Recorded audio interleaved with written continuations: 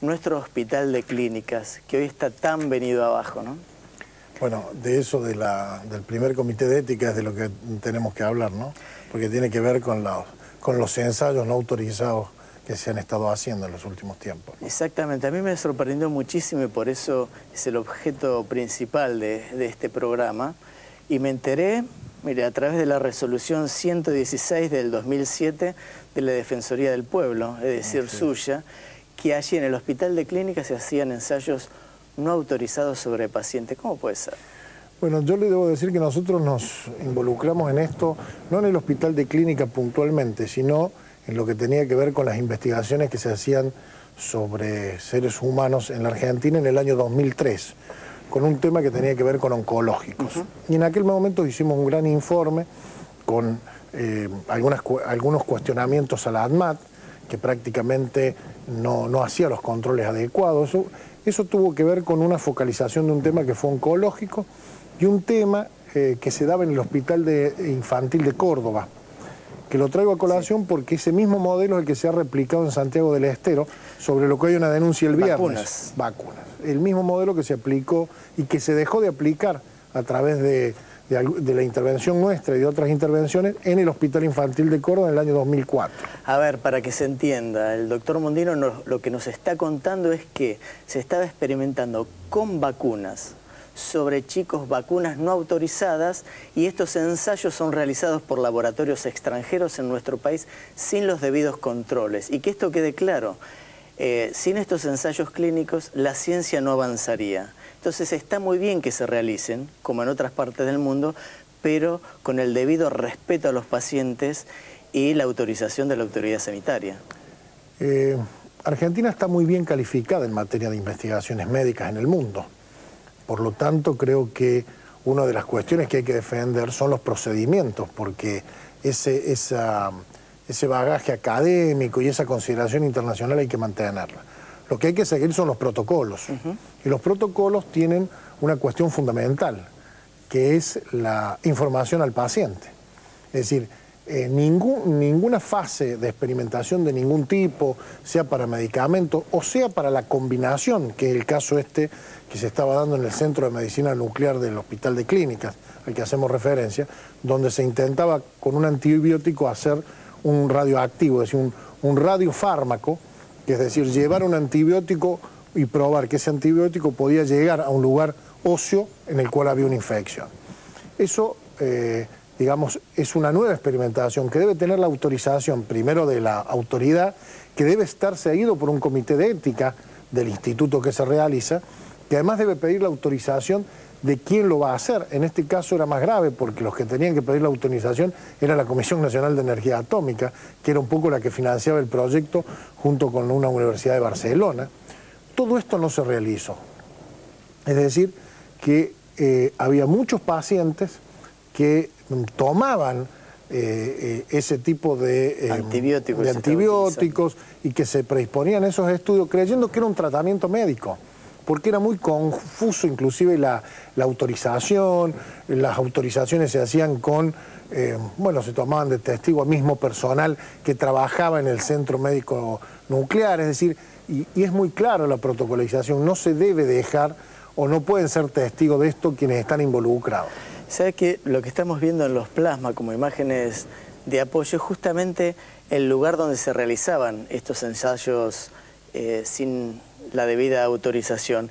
Y vamos a estar hablando con una persona del Hospital de Clínicas que justamente supervisaba, entiende y nos va a contar paso a paso qué es lo que se hacía en el lugar que estamos observando ahora, en el área de medicina nuclear del Hospital de Clínicas. De hecho, la propia información a la denuncia la hicieron los propios miembros, es decir, por eso llegamos nosotros a la información, es decir, miembros del propio centro que veían que no se cumplían con los procedimientos. Esta fue la razón por la cual nos involucramos. Doctor Mondino, ¿cuál es el riesgo o el peligro para los pacientes que se realicen ensayos clínicos no autorizados por la autoridad sanitaria? Bueno, lo primero, que cualquier reacción al no quedar registrada, inclusive en este caso al no tener monitoreado un comité de ética ni la ANMAT, bueno, evidentemente no se tiene registrado los casos que salen mal o aquellos a los cuales le provoca un daño dado que está dado como un tratamiento, es decir, al no aparecer como una investigación, no tiene el procedimiento de seguimiento que es sobre tantos casos, cuáles casos tuvieron reacciones adversas, por ejemplo, que uno lo puede medir cuando uno ve. Yo empecé a darme cuenta de esto porque cuando uno lee un prospecto de un medicamento se da cuenta que ahí está descrito el procedimiento al cual se llegó. Bueno, ese protocolo, si uno no lo cumple, puede que haya personas que le cause un daño y que nunca se sepa que fue por esto. Claro. Porque no, como no está registrado que participa en una investigación, es parte de un tratamiento, es decir, parte de su enfermedad, parte de su problema, y que a lo mejor lo que dicen es, bueno, no, el tratamiento no fue el adecuado o no resistió el tratamiento. Entonces, es muy importante el tema de la información que tiene que haber en ese protocolo. Tiene que ser muy minuciosa, tiene que hacer un seguimiento a cada paciente, es decir, está todo escrito, digamos, cómo se hace. Es decir, hacerlo de una manera que no corresponde, primero, bueno, evidentemente que roza lo delictual. Claro. Hay que ser claro con esto. Es decir, uno cuando, en este tema donde ya el experimento hay humanos, la fase en la cual participan humanos, y no cumplir con los procedimientos es un hecho casi delictivo, ¿no? En el próximo bloque... A partir de nuestra recomendación, el rector de la Universidad de Buenos Aires ordenó inmediatamente no continuar con esto, con lo cual esto está paralizado a partir de nuestra acción. Lo cual es una vergüenza, porque no lo sabía el rectorado de la Universidad de Buenos Aires, que es la autoridad directa sobre el Hospital de Clínicas, ni el Ministerio de Salud. Ni el Ministerio de Salud ni la ADMAT, es decir, nadie estaba. Con lo cual esto no se está volviendo a realizar. Se ha iniciado un sumario por parte de las autoridades internas. Hay una decisión del Ministerio de Salud de la Nación de llevar adelante un proyecto de ley que nos ha pedido colaboración para que estos protocolos tengan una vigencia de ley y no una simple resolución como tiene hoy.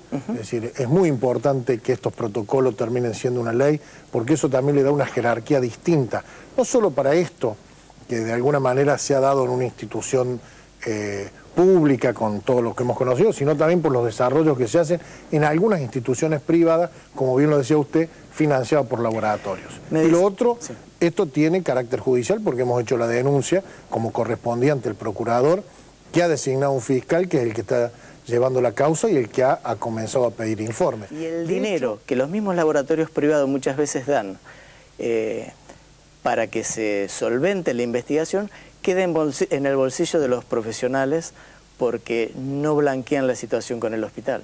Bueno, esto ocurre como ha ocurrido en el Hospital de Clínica, cuando no está muy clara la cuestión académica, la cuestión asistencial y la cuestión investigativa. Y en esto todo estaba mezclado. Claro. Con lo cual, es decir, todo este procedimiento que está muy determinado, es decir, que debe ser financiado por aquel que va a sacar rédito de esta investigación, sea en los lugares públicos, en los lugares privados. Por eso se pide una cuestión que es central en esto, que es la constitución del Comité de Ética y Seguimiento. Esto es imprescindible porque es el único que va a determinar que se cumple el protocolo. Y eso es una obligación ineludible en cualquier experimentación, especialmente en la fase 4 que se llama, que es cuando se llega a la experimentación con humanos, ¿no?